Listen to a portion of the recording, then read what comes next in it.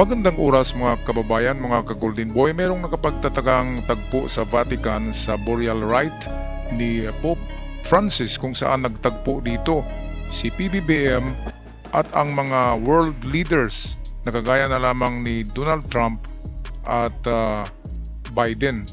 At dito magtataka tayo bakit kusang lumapit ang dalawang leader ng makapangyarihang bansa, si Donald Trump at si Biden. Bakit kusang lumapit at hindi si PBBM ang lumapit at kinumusta ito? Ano bang nangyari? Atin mo na panoorin ang video courtesy sa atin ng Sa Iyong Araw. Grabe, nakakagulat ito. Matindi ang ating Pangulo. Bakit siya nilapitan ni Donald Trump at nagbigay ng respeto at kinausap ang ating Pangulo na walang iba kundi si Pangulong Bongbong Marcos? At bakit din kinausap rin siya ng dating Presidenteng Biden? At bakit magugulat dito ang mga supporters ng dating Pangulong Duterte?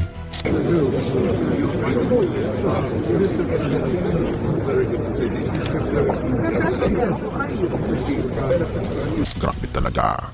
Halika, atin itong pag-usapan mga kaibigan. Bongbong Marcos Jr. nang sabihin niya sa isang lumang interview na only I know where the gold is. Pinaliwanag niya ang konteksto sa naging interview at muling tinuldukan ang kwento tungkol sa ginto. Lumutang kailan lang ang isang lumang interview kung saan sinabi ni Marcos Jr., quote, "Only I know where the gold is," unquote. I said, you shouldn't kill me because I'm the only one who knows where the gold is. Well, so ito ang espekulasyon ng mga tao kung bakit lumapit sa presidente natin kay PBBM ang dalawang makapangyarihang presidente ng Amerika, si Biden at Trump, dahil nga sa reputation ng gold gold bars ni presidenteng FM, dating presidenteng ama ni PBBM. Itong mga ginto na ito kasi ang nagbigay ng respeto sa Pilipinas noon. May katotohanan ba o wala? Isa ito sa mga espekulasyon kung bakit sobrang respeto ang ginawa ng mga presidente sa Amerika, Donald Trump at Biden. At pangalawang ano ko rito mga kababayan, pangalawang analysis ko kung bakit parang congratulate nila. Parang nagbigay ng congratulations at pugay, 'di ba? Ang dalawang presidente kasi kinumusta nila, nilapitan nila si PBBM, parang may sinabi na congratulations, 'di ba? Ano kaya 'yon? Kasi sa Vatican ang hearing ngayon ay number 1 si Tagle na choice ng mga cardinals para magiging susunod na Santo Papa. Si Tagle isang Pilipino, 'di ba? At alam niyo ba na mayroong 11 magagandang pangyayari kapag si Tagle ang magiging Santo Papa, ay mayroong 11 ka magandang positibong pangyayari sa Pilipinas na magaganap. Nako, isa dyan ay hindi na tayo mukhang pulubi kapag mayroon ng magiging Santo Papa kasi world leader eh. Tataas ang level ng mga Pilipino sa tingin ng European at Western countries. Kaya yan ang pangalawang tingin ko, bukod sa nirerespeto dahil nga mayroong malaking account sa Swiss Bank na mga gold bars na pwedeng hiramin ng Amerika, di ba? PBBM. Pangalawa nito ay baka si Tagle na nga ang narinig, di ba? Mayroon ng circulation yan eh, mayroong hearing na yan eh, circulation of hearing ng chismis na si Tagle nga. Kasi yung mga vlog ng mga Amerikano, si Tagle talagang ano nila eh, ang choice nila. Kaya pwedeng mangyayari ito. Kaya congratulate nila si PBBM nitong dalawang napakalakas na presidente, Biden at Trump. Okay, patuloy tayo sa balita. Philippine President Ferdinand Marcos Jr. en route to the Vatican for the Pope's funeral. The President and First Lady Liza Marcos left Manila for Rome Thursday evening. They will join over 100 dignitaries during Saturday's funeral rites at St. Peter's Square.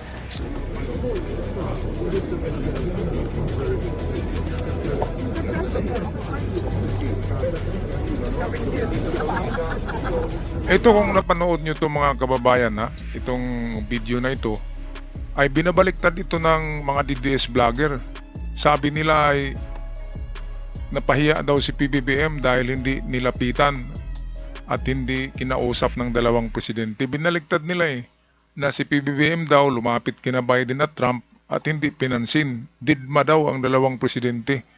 Grabe naman gumagawa ng fake news tong mga mga DDS. Talagang sa China talagang utak China na. Ang layo-layo nandiyan naman kitang-kita sa video na kinukumusta nga ni Biden at nilapitan ni Donald Trump, hinawakan sa kamay si PBBM. Parang nagsasabi na congratulations. Ganyan. Pero sa mga vlog ng DDS ay deadma daw ang dalawang presidente, lumapit daw si PBBM, hindi pinansin, snub daw. Grabe ang layo-layo ng balita, Kaya dito natin malalaman kung gaano ka fake news yung mga vloggers na binabayaran ng China. Grabe. Baka mamayang gabi ma-upload ko na yung video tungkol sa mga fake news, kung paano kumakalat yan at kung gaano ba kalaki ang sweldo ang sinasahod ng mga vloggers na yan. Alright, patuloy tayo sa video courtesy ng Sa Iyong Araw.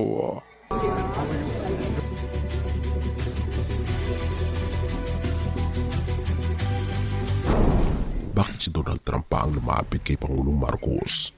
Ang hindi mo akalain na pag-uusap sa Vatican. Akala ng marami, sa mga pulong ng mga makapangyarihan sa mundo, laging ang maliliit ang lumalapit sa malaki. Pero ngayong linggo, isang pambihirang eksena ang nasaksihan sa puso ng Vatican habang nagluluksa ang buong mundo sa pagpanaw ni Pope Francis. Ang sinasabing best Pope sa mata ni Pangulong Bongbong Marcos, isang hindi inaasang tagpo ang naganap. Donald Trump mismo lumapit kay Pangulong Marcos. Oo, si Trump ang pinakamakapangyarihan ngayon na tao sa Amerika. Hindi nakatiis, hindi naghintay. Siya ang unang lumapit sa ating Pangulo. Pero bakit? Kung isipin mo, marami nagsasabing paggalang lang iyon. Therefore, dapat formal lang, hindi ba? Pero teka, hindi lang si Trump. Si Joe Biden din, ang dating presidente ng Amerika, nilapitan din si Pangulong Marcos. Anong meron kay Pangulong Marcos? Bakit ang dalawang pinakamalaking pangalan sa politika ng Amerika na minsan magkalaban pa, ngayon ay parehong nagbigay pugay sa isang Pilipino? Ito nga ang nakapagtataka mga kababayan. Kasi ang Marcos Gold ay mythology na lamang yan ngayon, walang maniniwala. Sa hindi nakakaalam, di ba? Pero sa mga nakakaalam, naniniwala na mayroong Marcos Gold sa World Bank at sa mga Swiss Bank. Kaya dalawa ang dito kung dalawa ang rason kung bakit lumapit at kinumusta ni Trump at ni Biden si PBBM habang nanonood lang. Hindi naman sila magkatabi, medyo may kalayuan ang distansya, pero sadya talagang lumapit ang dalawang world leaders na malalakas kay PBBM, parang sinasabing congratulations.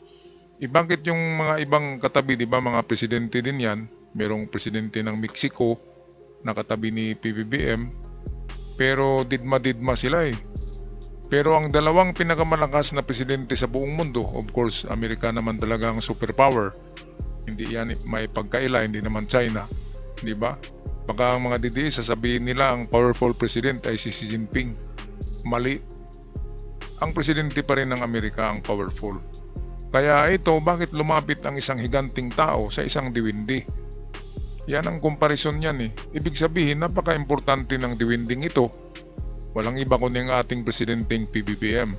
Kasi hindi naman natin pwedeng sabihin na pantay talaga yan kasi wala tayo sa kalingkingan or kalingkingan ng Amerika in terms sa pagiging superpower, in terms of economy, kahit saan na aspeto, wala tayo sa kalingkingan ng Amerika. Bakit sumasaludo ang dalawang presidenteng ito? Ibig sabihin, mayroong talagang importanteng nangyayari na or mangyayari pa. Sa tingin ko, ay mas malaking porsyento na tungkol ito sa pagiging Santo Papa ni Tagle. Yan lang ang aking prediction. At pangalawa niyan, of course, baka pwede nang buksan yung account sa Swiss bank ng mga ginto at baka hiramin ng Amerika, di ba? Ganyan naman talaga yan ang mangyayari. So pangalawang spekulasyon lang yun, pangalawang teorya. Ang una talaga dyan, dahil bakit nandyan sila sa Vatican, dahil sa Santo Papa, sa funeral rites, at konektado dyan si Tagle. Kasi tatlo lang sila tatlo lang pinagpilian ngayon, at si Tagle ang number 1 na majority votes. Kaya pwedeng si Tagle talaga ang magiging Santo Papa, kasi yun ang gusto ni Pope Francis, na isa na namang Asyano dapat ang magiging Santo Papa, para ang Asya, ang mga Asyano ay hindi makalimot sa pagiging makadiyos at pagiging Katoliko. Okay, so ito, marami ang baliktad ang pag-vlog nito Kanina meron akong napanood na nag-vlog na hindi daw pinansin si PBBM nila Donald Trump, napahiya daw. Grabe naman. Ang layo-layo ng balitang yan. Paano hindi pansinin si PBBM? Nandito ngayong 10 EDCA sites, 10 na 10 EDCA sites sa Pilipinas, utang na loob yan ng Amerika. Kasi ang Pilipinas parang floating yan na aircraft carrier na higante, kasi nandito na lahat ng armas ng Amerika sa Pilipinas. At ito yung magandang floating carrier. Sinabi nila, ang Pilipinas ay strategic talaga yan kapag gera, kasi nasa sentro siya. Kahit anong bansa sa Asia ay kayang maabutin ng mga missiles kapag dito inilagay sa Pilipinas. Kaya yan din ang isang pangatlong teorya, na dahil sa pagpayag ni PBBM na lagyan tayo dito ng EDCA sites ng Amerika. Okay, patuloy tayo sa video courtesy ng Sa Iyong Araw. Mula sa libu-libong lider ng mundo na nandoon, bakit si Pangulong Bongbong Marcos ang pilinin nilang lapitan? Na talaga namang makikita natin sa mga eksena sa Vatican ito, habang daang-daang libo ang tao na nakiramay sa St. Peter's Square. Tahimik ngunit makapangyarihan ang kilos ng ating Pangulo at unang ginang Liza Marcos. Nakasuot ng itim si First Lady. Si Pangulong Marcos naman ay may suot na simpleng gray suit. Parehong may maliit ngunit makapangyarihang simbolo ng bandila ng Pilipinas sa kanilang dibdib. Seryoso ang mga mata, matindi ang pagdadalamati, ngunit hindi maitatanggi. May kakaibang respeto ang pumalot sa paligid nila. Pero ano nga ba ang pinag-usapan nila? Alright, so meron tayong balikan dito. Napakasimple lang pala ng kabaong ng Santo Papa, no? Parang palutsina lang, di ba? Nilagyan ng varnish. Kasi tradisyon yan Hindi pwedeng ilagay sila sa mga ginto na kabaong. Parang tradisyon talaga ng mga Santo Papa na ganito ang kanilang kabaong. So napakasimple. Okay, so ito, balikan natin tong tanong. Ano nga ba ang pinag-usapan nila Donald Trump at Biden at PBBM? Napansin natin kanina dito, isnaban lang di ba? Nagkumustahan ang mga presidente. Ayan nagkumustahan ang mga presidente, pero yung ibang presidente ay nakatayo lang na parang puste. Nahihiya yata sila kay Biden kasi hindi sila kaibigan. Hindi sila pinapansin din ni Biden at ni Trump. Kaya ayan nakatayo lang. Ganun pala doon sa labas magkikita ang mga presidente parang strangers lang Okay, so ito yung ating panghuling segment. Tatanggi, Ito. may kakaibang respeto ang pumalot sa paligid nila. Pero ano nga ba ang pinag-usapan nila? Hindi ito basta kamustahan lang. Ayon sa mga nakuhang larawan, magkahawak kamay pa sina Trump at Marcos sa isang saglit na tila puno ng sinseridad. Si Biden naman dumapit din. Kinausap si Pangulong Marcos. Hindi basta ngiti o tapik lang. Ano ang sinabi ni Trump?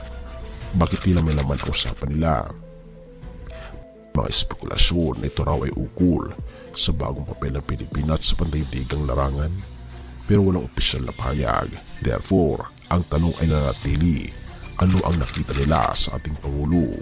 Isang leader na hindi basta binabaliwala, isang Pilipinas na hindi basta kinakalimutan, isang Pangulo na sa mata ng mundo may bigat, may dangal Ayan. at may lakas. Oo. Alright. At hindi talaga irerespeto ang isang tao kung balasubas, di ba? Bakit nirerespeto ng makapangyarihang mga presidente, Donald Trump at Biden, si PBBM, di ba? Merong something kay PBBM na nirerespeto nila ito. So it's either ang Pilipinas ay magiging susunod na power of Asia, hindi natin sasabihin na susunod na superpower, or baka ang ekonomiya ng Pilipinas ay talagang tumataas na. Pangalawang teorya ay baka aktibo na yung mga ginto ni PBBM sa Swiss Bank at baka hihiramin ng Amerika, di ba? At pangatlo diyan ay itong ang ating Cardinal Tagle. Kasi number 1 sa choice of itong mga cardinals sa Vatican, number 1 choice si Tagle para sa kanila na magiging Santo Papa. At napakalaki ng mangyayari sa Pilipinas kapag ang Santo Papa ay isang Pilipino. Atin yan pag-usapan sa mga susunod na video kung ano ang kahalagahan ng pagiging Santo Papa at paano makaapekto ito sa isang bansa.